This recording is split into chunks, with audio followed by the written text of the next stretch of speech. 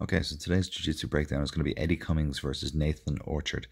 So Eddie Cummings was an original member of the Danaher Death Squad. He's since left and now trains at Unity. But he might be the most prolific, or at least originally the most prolific leg locker of the team. A lot of people credit him with actually inventing a lot of the techniques that have now been credited to Danaher. Whether that's true or not, who knows? But his results in competition kind of speak for themselves. He's a ferocious heel hooker. And it's interesting in that a lot of his heel hooks, kind of similar to Gary Tonin, his teammate, will actually come from the outside ashi leg entanglement rather than going for the inside Sengaku. Although he's equally as prolific and proficient at the inside Sengaku position as well.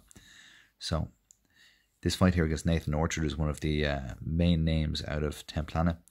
Was interesting. So you can see it's mostly a battle for Eddie Cummings trying to play inside position. If we skip back a little bit, you'll see what I mean. So right here you see examples of Eddie Cummings trying to find the inside position with the double shins. Orchard's taking a very defensive posture as a result. He obviously knows a little bit about Eddie's background. His knees are turned inwards, etc. He's trying to basically close the door between his legs to stop Eddie from kicking through into a single leg X, because from there he can obviously change up into the rest of his game. So Eddie has to do a change in strategy here. So he goes to a close guard.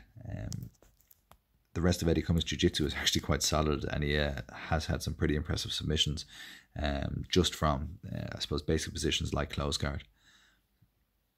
So from here, underhooks in the right leg. Now, lovely little transition this.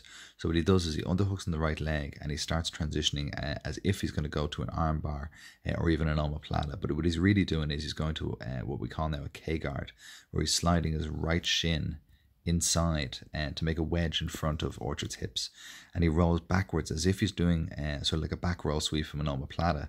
And Orchard's arm, his left arm, is so committed to the inside to try and keep the space that he has nothing to post with. So Cummings is able to roll all the way up and over onto the back. Now right now, Cummings' leg is in the wrong position to be able to attack the leg locks. His shin is stuck on the outside. He wants to have his right foot between Orchard's legs. And at the moment, his right foot is actually over Orchard's legs. So what comes next is basically a patient battle to try and work his right foot to the inside. Because once he has that, he can spin around to the inside Sengaku or sit through into the outside ashi.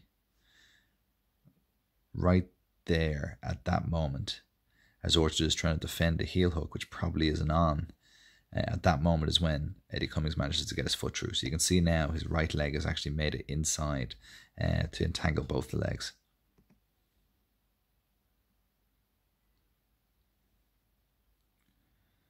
Now he's into his favorite outside ashi position.